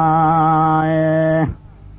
นั่งเจียดไฟขี่บองนางมาริการ้องบอกพ่อเสียวดับไฟเตโจไข่บอกว่าข้ายังบอกใครรับข้าบ่ดับไฟเตื้อกลัวผีเสียวมาหานนางก็ลูกมาปานฟังเฝ้ากำเอาแขนเสียวเข้าไปนอนว่าหัวใจเจ้ามอนมานั่งสั่งที่ห้านการหมูคบกับกันมันบ่งอนขึ้นมาและนาปอเสียวเฮยส่วนอันว่าเจ้าญาโมโพกอยู่ภายนอกฟ้าหันกับตาทวนที่เมียคนนี้ถอยจันไลไผอยู่ที่ไหนก็รู้ใจชอบชูตันหานางนินตาผัวขินจ้างดูหมิ่นดูแควนยิงปากแข็งนาลอกยิงศอกกอกใจดำปากเป็นธรรมใจมันเป็นบาปบ่สุภาพธรรมดากำปากกำจ่ามันสกิตนขยมกี่คนเตโจจริงบอกว่าเสียวคาบอกประมาทเลี้ยงพระไว้6 ตนขยมบ่มีมันหนีละจริงได้มานี้แหละนางก็ถามแถมว่าลุงมาถึงกลางตังเมื่อลุงมาจากบ้านลุงปะขี้ข้านซ้ำจำพวกเก่าจ้าจำพวกเนื่องขี้ข้านกินจำพวกเนื่องขี้ข้านช่วยล้างจำพวกเนื่องขี้ข้านอยู่จะ3จำพวกนี้ได้แก่อันใดจ้าเตโจไข่กล่าวตานอันคนขี้ข้านกินมันย่อมกินตามใจแม่นมีสั่งอันใดมันก็กินจนเสียงจนซ้ำบ่มีสั่งมาเตือมก้ามบ่เหลือยังสักอันบ่ส่งเข้าซาจังหันบ่แบ่งปันไว้ไปนาเป็นทาสคาเพื่อลิ้นของมันและนาคนแถมจำพวกหนึ่งขี้ข้านล้างคือรู้แต่กระทำบาปใจล่ามไร้หยาบมนทินบ่มีศีล5ศีล8กดแขวดไว้ในตนการกุศลบ่ล่ำสร้างบ่ช่วยล้างตนตัวความขุ่นมัวบอกออกเหมือนดินปอกหางโมบ่เจ็ดบ่ถูช่วยล้างมีแต่สร้างกรรมเวรเถิงตกเห็นเจ็บป่วยบ่มีสั่งมาช่วยสักสิ่งสักอันแน่นาแถมจำพวกหนึ่งขี้ค้านอยู่คือว่าจันฟ้าตาวาติงสาญามาตุสิตาอันเป็นที่อยู่สุขใจมันบ่มีใจใครอยู่ใจสอบสู่นรกอบายตัวเดียวได้หลงหมู่แล่นเข้าสู่อเวจีหนต่างดีเป่งกวางมันบ่อ้างจักไปและนางก็ถามแถมเล่ามีคนแถม3จำพวกคือว่าจำพวกนึ่งดีแต่กินบ่จ้างเก็บไว้จำพวกนึ่งจ้างเก็บไว้บ่จ้างนอนจำพวกหนึ่งจ้างสอดบ่จ้างเอวจักใดอันใดจ้าเตโจกล่าวแก่คนจ้างกินบ่จ้างไว้หาใดมันก็กินบ่รักษาศีลฟังธรรมเป็นดังตำพระเจ้าบ่เข้าสู่ศาสนา ต่างวัดต่างว่าบ่ใจใส่การกินใหญ่ต่างหลวงคนปันพวงเมมากเขาบริจาคทำทานแต่อาหารคาบเขาถวายแก่เจ้าภิกขุแทนสังสามะเนนน้อยใหญ่มันบ่ใจใส่โม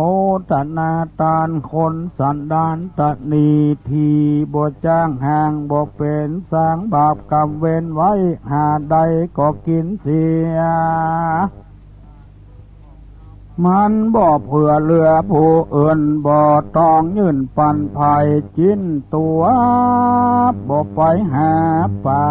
เปิ้นก็บ่มาสู่ดักกินอยู่เองเดียวอันนี้ชื่อว่าจ้างกินบ่จ้างวายจำพวกเดิงจ้างรับบทจ้างนอนการว่าหัวตกหมอนก็รับคนโค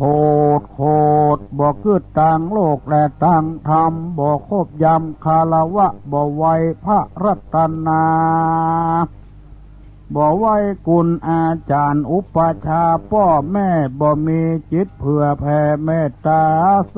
เปสัตตาในโลกใดบริโภคเป็นอาหารถึงเวลาการแจงลุ่งใจสอดมุ่งหากินอันนี้คือหากมาใดจ้างรับบ่จ้างนอนแถมจำพวกหนึ่งจ้างสอดบ่จ้างแอวคือ7 วันแอวหาคนเฒ่า9 วันแอวหาคนหนุ่ม7 วันแอวหาคนเฒ่านั้นนาคนเท่าไปวาดไปว่าไปฟังธรรมเทศนาไปฟู่ไปจ่าถามกรรมไว้กรรมสากรรมภาวนาสัมมนาเปตกุลวิเศษไว้กับตนเหมือนแม่เพิงและแมงผู้ยังรู้สอดเสียวบินจอนหาเกสรดอกไม้มาไว้ที่ในรังอยู่ระวังล้อมเฝ้าเลี้ยงลูกเต่าและตัวมารก็เหมือนกันนั่นแล้วคนบ่แอวหาคนเท่าก็เหมือนดังกบเท่าอยู่เฝ้าเก้าดอกบัวบ่รู้กึดหาตัวเอาเกสรดอกพุดหัวออกจะควายบ่รู้ร้ายรู้ดีแมงปู้แมงเพิงคุยละหล่นไหลตกออกบนกงกาเหลือกับนาดอกไม้ลอยล่องไตต้วยฟองความเศร้าหมองเกิดขึ้นใจบ่ชื่นเจยบานอันหนึ่ง9 วันเอี่ยวหาคนหนุ่มเขาเป็นกลุ่มแข่งขันล้ำสักกันน้อยใหญ่เข้าใจใส่เอากันจักขอวานเขาใดจักหาหลัวหาไม้ใส่เลือนตนพ่อเขาเป็นคนยังหนุ่มหวังเปื้องบางเบิ้งแปลงเขาการนักเบาน้อยใหญ่เขาช่วยใดจุสิ่งจุอันนี้ชื่อว่า9 วันเอี่ยวหาคนหนุ่มและนาง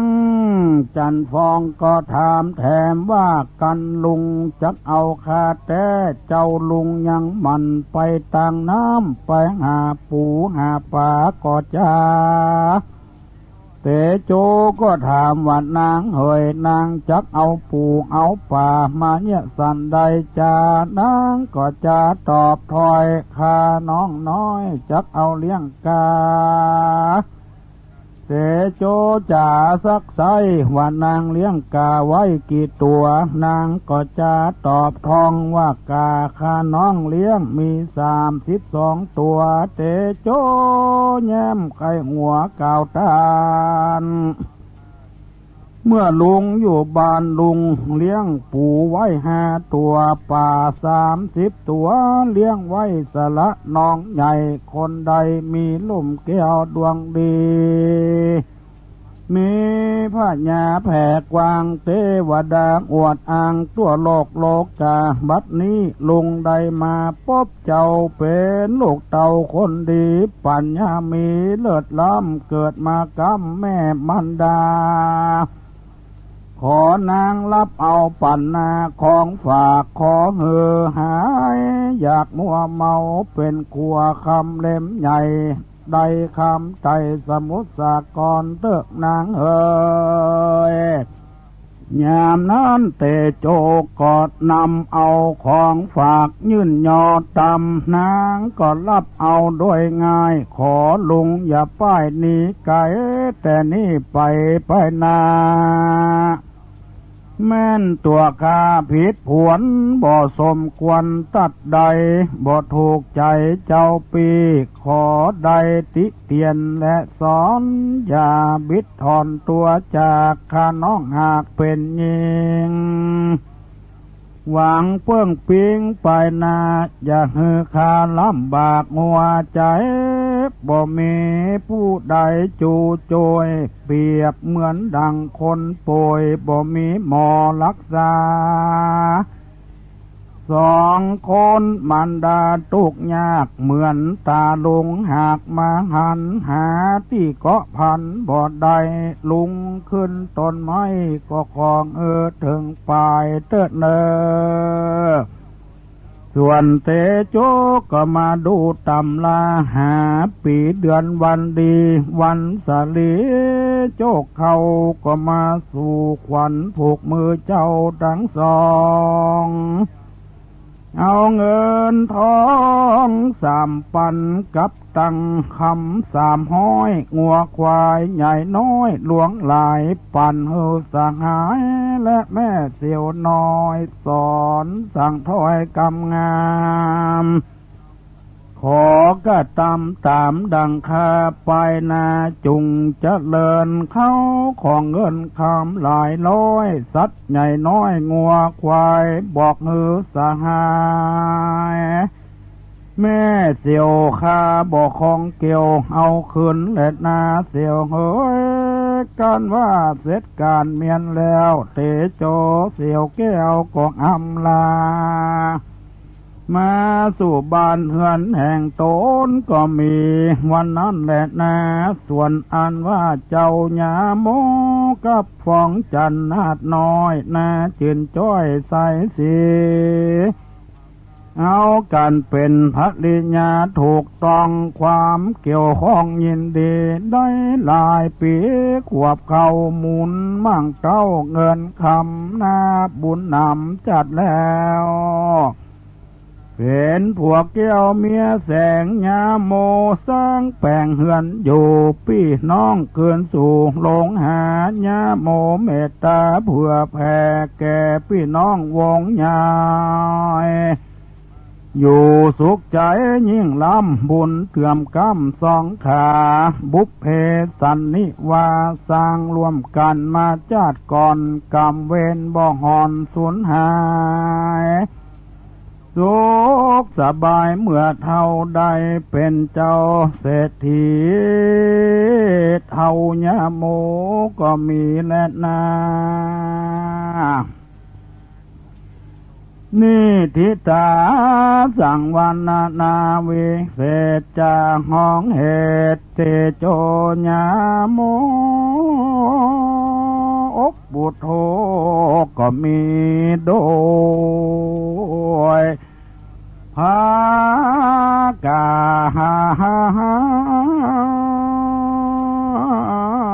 ดังกล่าวมานี้แหละนะนี่ทิตังขีญาอันเตสนายังทำชื่อว่าเตโจญาโมก็บังโกมสมเลสเดชเอาละเนาะพอออกแม่ออกตอนนี้ไปจะได้ปั่นปอนฮือเนอคนใดสร้างทำนี้เอาไว้ฟังกับบ้านก็ดีเอาไว้ตานกับวัดกับวาก็ดีเปิดคือคนเฒ่าคนแก่ลูกเต้าหลานเหลนก็ดีเป็นบุญเป็นกุศลอันมากซึ่งพุทธภาษิตกล่าวว่าสัพพะทานังธรรมตานังจินาติสัพพะละสังธรรมละสังจินาติตัณหคโยจินาติซึ่งแปลว่าการตานอันใดในโลกนี้จะฮื้อเข้าของทรัพย์สมบัติเพชรพลอยเพชรนินจินดา แม้แต่กระทั่งลูกเมียเป็นตาลกินเลือดไขมันเอาลูกเปิ้นมาบวชเป็นลูกตัวก็ยังบ่เต้าตานธรรมเพราะธรรมนี้สอนให้คนละความชั่วด้วยกายด้วยวาจาด้วยใจสอนให้คนหมดตัณหาหมดกิเลสเมื่อมีโลภะ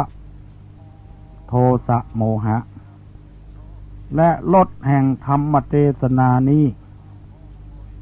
ชนะรสอันร้ายอันดีตั้งมวลจะเป็นรสแกงรสกูบรสเข้าป่าอาหารของส้มของหวานที่เฮาว่าลำก็ยังสู้รสแห่งธรรมะบ่ได้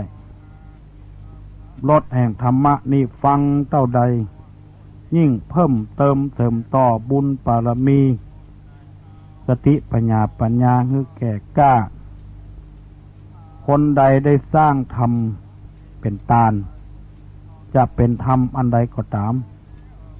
ย่อมจะมีบุญกุศลแรงแก่กล้าอย่างธรรมเตโชญาโมที่ว่านี้บางครอบครัวอาจจะพิดกันเถียงกันบ่ฮู้หยังสักเตื้อพอมาฟังธรรมผูกนี้เข้าอาจจะย้างเพราะว่ากลัวหิบ่มากาบ่ขึ้นกลัวได้แตกได้บ้างกันวันหลังก็เลยย้างจากการเถียงกันด่ากันเข้ามาประพฤติปฏิบัติอยู่ในศีลในธรรมถ้ายังบ่ย้างก็เป็นกรรมของเปิ้นเวรของเปิ้น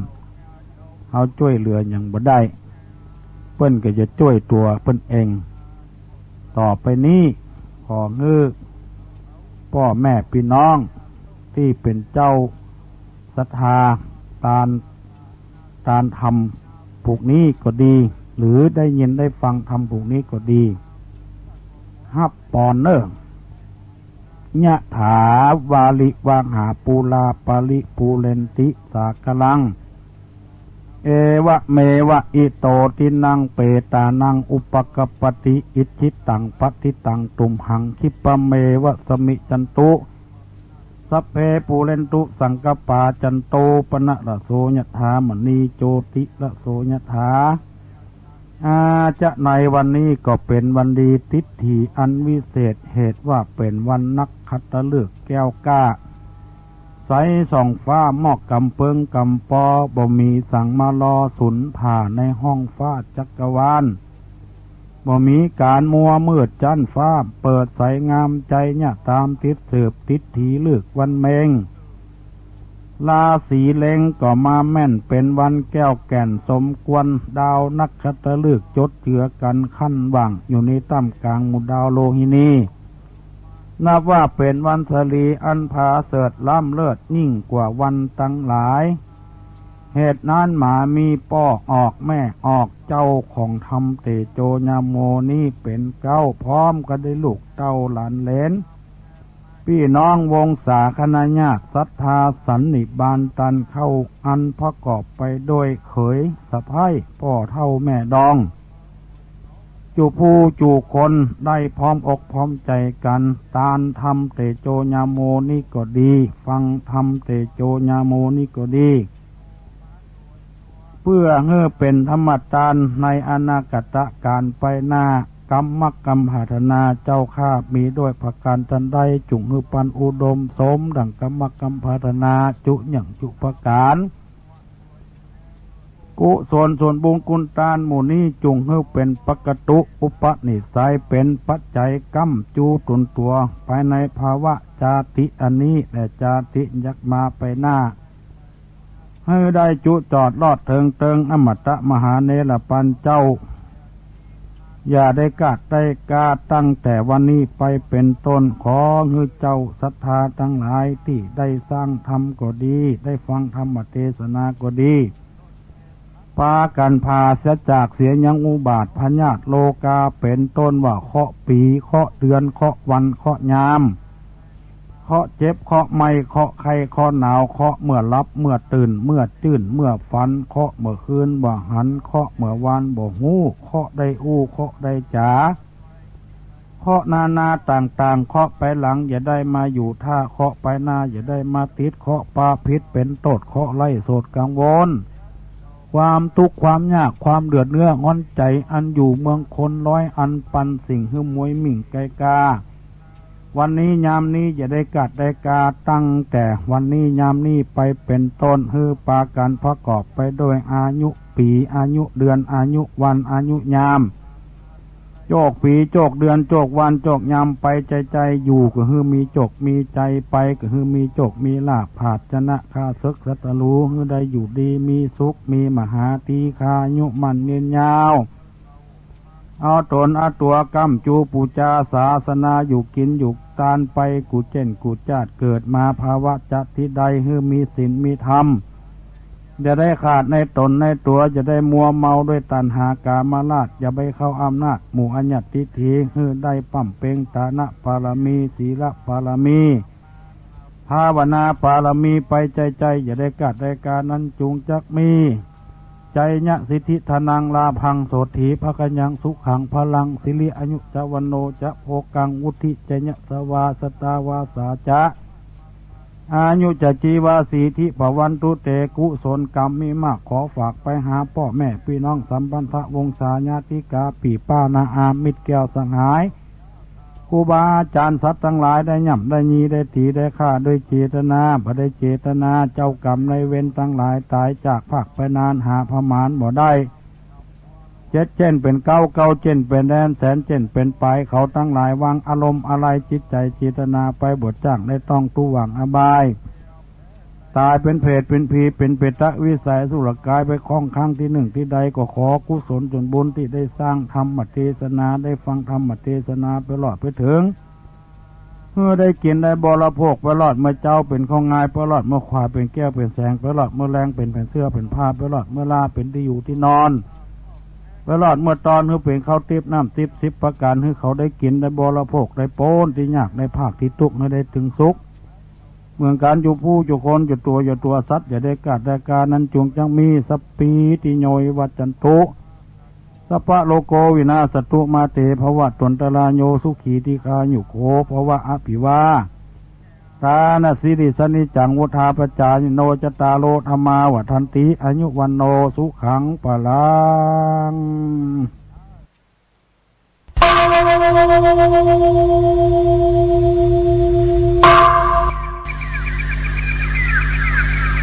พรุ่งนี้เป็นวันพระขอเชิญลดละอบายมุขทำจิตใจให้สงบสะอาดปราศจากสิ่งเศร้าหมองทั้งปวงเข้าวัดฟังธรรมแล้วไหว้พระสวดมนต์ตามสมควร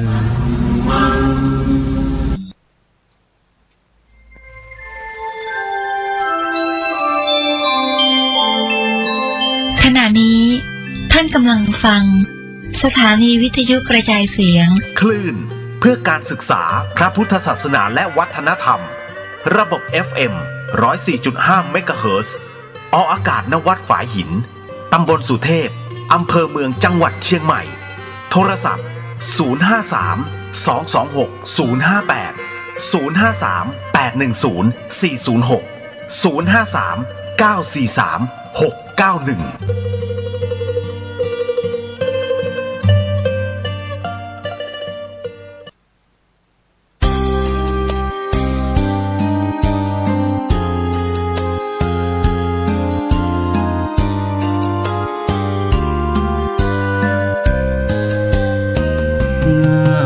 นักเรือกับการยึดถือพระธรรมมันฝึกประจำทำให้ใจมีศีลข้ามันต่างกันราวฟ้าดินเปรียบคนใจมีศีลกับคนที่แล้งน้ำใจใช่สินะถ้าเราไม่คิดลองดูก็จะไม่รู้สมาธิมีทรงแค่ไหนให้พ้นผ่านวันไม่ได้อะไรทั้งรู้อยู่แก่ใจ แต่เวลาหมุนไปตามกาลยังฉันยังไม่ตายยังไม่คิดอะไรกับกายว่าตาสงสารแล้ววันหนึ่งหากต้องนอนทรมานถ้าคิดได้ตอนนั้นคงไม่ทันการอันใดเธอวันนี้รีบสร้างความดีใส่ตนทำบุญกุศลศีลธรรมติดตามตัวไปแล้ววันหนึ่งจะได้ทราบซึ้งแก่ใจถึงพระธรรมเมื่อใดจะสุขใจได้ทุกเวลา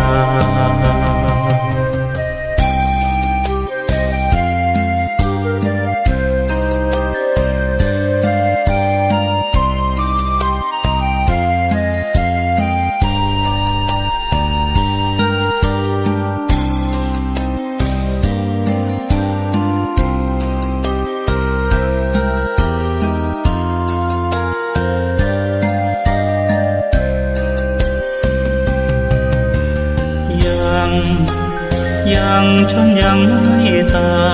ยยังไม่คิดอะไรกับกายว่าตาสงสารแล้ววันหนึ่งหากต้องนอนทรมานถ้าคิดได้ตอนนั้นคงไม่ทันการอันใด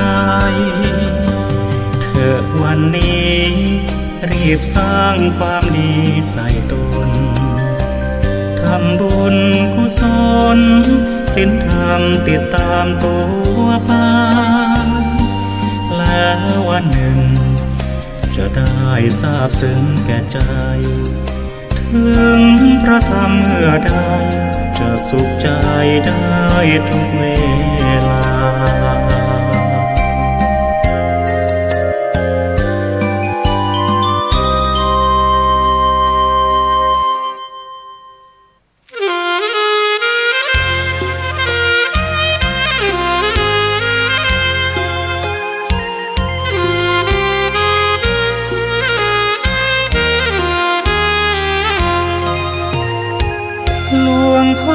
เจ้าคุณพระธรรมเสนาบดีเจริญพรญาติโยมผู้มีจิตศรัทธามาร่วมสร้างบุญรักษาศีลห้าองค์พระสัมมาไว้เป็นทุนใครมีศีลครบสมบูรณ์จักเพิ่มพูนด้วยบารมี